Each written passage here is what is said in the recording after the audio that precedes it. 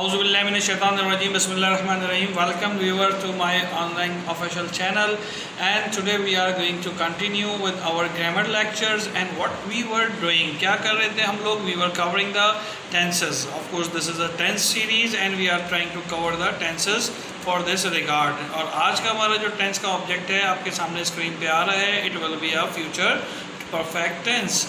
So what are the identifications for the future perfect tense? We need to go and understand that, and we wanted to make a practice as much we can. So let's start our today's lecture, but before we go with the lecture, we need to re-conclude with the identifications of a future perfect tense. So future के लिए आपको याद होगा गा, गी और गे आता है, जबकि perfect के लिए चुका, चुकी, चुके आता है. So there are the few examples I am quoting here, so you can get the exact idea how the future perfect tense will be look like in our native language Urdu.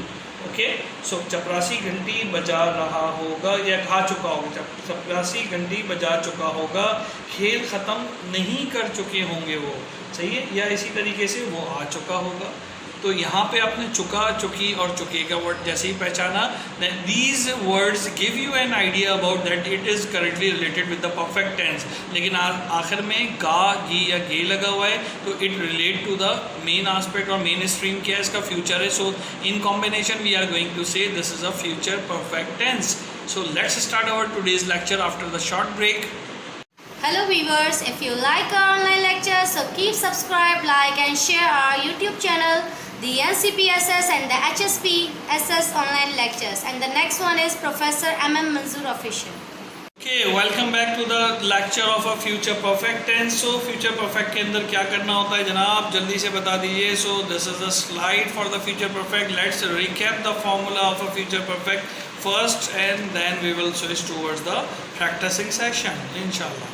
So this is what the things we have. Subject होना चाहिए इसमें हमारे पास. दरअसल notice कीजिए subject, will, have और verb की third form. बाकी other words तो होगा ही होगा, वो हमने यहाँ नहीं लिखा, लेकिन just for make you sure के जी what is the main structure. There is a one helping verb will, and then we have use the have. ठीक है, तो विल हैव लगेगा, और जब विल हैव है परफेक्ट टेंस है तो we know that the structure of a perfect tense it always accompanied with the third form of a verb. Verb की तीसरी फॉर्म हमेशा लग रही होती है. जैसे एग्जांपल यहाँ पे दी हुई, I will have taken the exam, मैं एग्ज़ाम दे चुका हूँ. ठीक है, और इसी तरीके से I will have not taken the exam, मैंने एग्ज़ाम नहीं दिया है. और इसके बाद आपके पास यहाँ इंटेरोगेटिव है, will I have taken the exams, क्या मैंने एग्ज़ाम दे चुका हूँ. तो ये सारी बातें आपके सामने नज़र आ रही हैं, आपको समझ में आ रहा होगा. इन फॉर्मूलों को अच्छे से मेमोराइज़ कर लें ताकि आपको समझ में आ सके. ये पहला वाला जो आपकी स्क्रीन पे इस वक्त आ रहा है अफर्मेटिव है, उसके नीचे वाला नेगेटिव नज़र आ रहा है, दो हेल्पिंग वर्ब्स के दरमियान नॉट लगा है, एंड फाइनली ये आपके पास विल शुरू में आ गया, पहला हेल्पिंग वर्ब शुरू में आ गया, देन सब्जेक्ट के बाद सेकेंड हेल्पिंग वर्ब है. और इंटेरोनेगेटिव में क्या होता है आपको पता है कि will I not have taken the, क्योंकि दोनों हेल्पिंग वर्ब के दरमियान नॉट लगेगा, टेकन द एग्जाम्स आ जाएगा यहाँ पे हमारे पास. So simple. ठीक है, तो उम्मीद है कि आपको समझ में आ रहा होगा. Let's move ahead with the practice session. Okay, so इसमें पहला जुमला हम लेते हैं, वो खाना खा चुके होंगे. तो क्या बनेगा भाई, वो खाना खा चुके होंगे. इसके लिए क्या बनना चाहिए, आपका क्या ख्याल है, क्या बनना चाहिए? बना लेते हैं, वो खाना खा चुके होंगे. तो पहले तो सब्जेक्ट आएगा यानी कि दे, उसके बाद आपके पास विल आता है, बिल्कुल आ जाएगा, उसके बाद हैव आ जाएगा. ये भी हमने देखा था स्ट्रक्चर का हिस्सा, दे विल हैव, और खाना खा चुके होंगे, they will have taken their meal. ठीक है, वो खाना खा चुके होंगे. अगर मैं इसका क्वेश्चन बनाना चाहूँ तो क्या हो जाएगा, will they have, okay, will they have taken आएगा यहाँ पे हमारे पास, will they have taken their meal. ठीक है, और इसका नेगेटिव अगर बनाएंगे तो क्या हो जाएगा, दे विल नॉट, है ना, हैव दो हेल्पिंग वर्ब्स के दरमियान लगेगा, not have taken their meal. ये हमारे पास हो गई बात यहाँ पे. और इंटेरोनेगेटिव बना लो भाई जल्दी से. तो क्या बनेगा, will they not have taken their meal. सही है, ये हमारे पास क्वेश्चन मार्क यहाँ पे आ गया.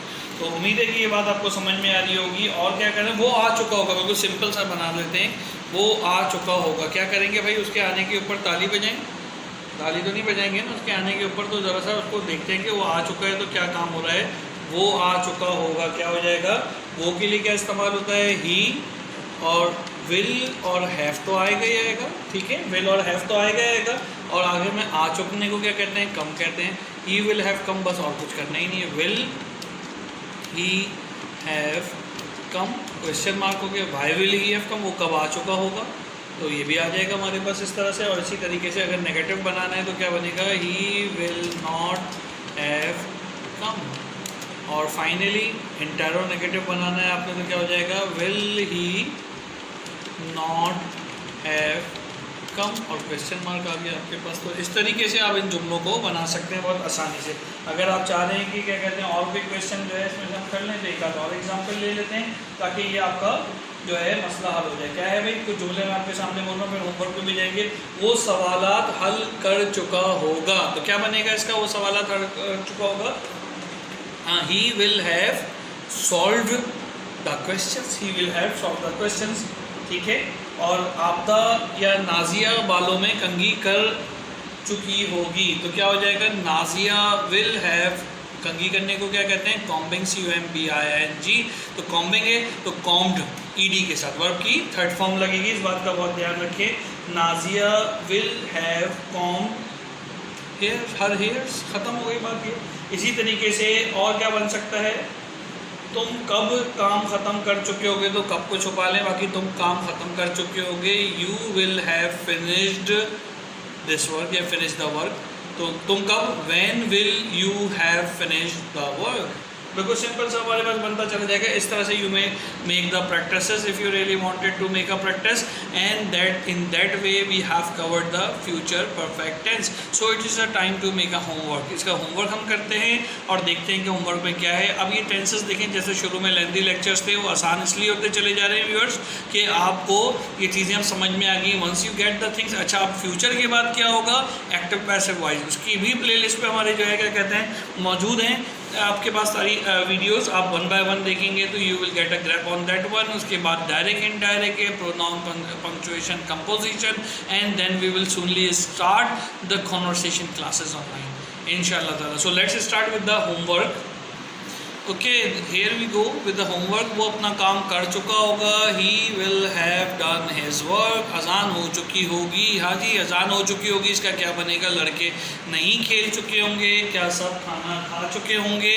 मुजम्मिल किसके लिए शोर मचा चुका होगा, हम चाय पी चुके होंगे। तुम कब काम ख़त्म कर चुके होगे, व्हेन यू विल, हाँ बनाओ ना इसको यार, अब खुद मैं बताऊंगा तो आपका क्या चलेगा। क्या एहसान पौधों को पानी नहीं दे रहा होगा, पानी देने को क्या कहते हैं, वाटरिंग। बावर्ची कितना खाना तैयार नहीं कर चुका होगा, ठीक है, और ट्रेन नहीं जा चुकी होगी। ये आपने करने, but again I am recommending that what you need to do, you need to cover it in a conjugate manner.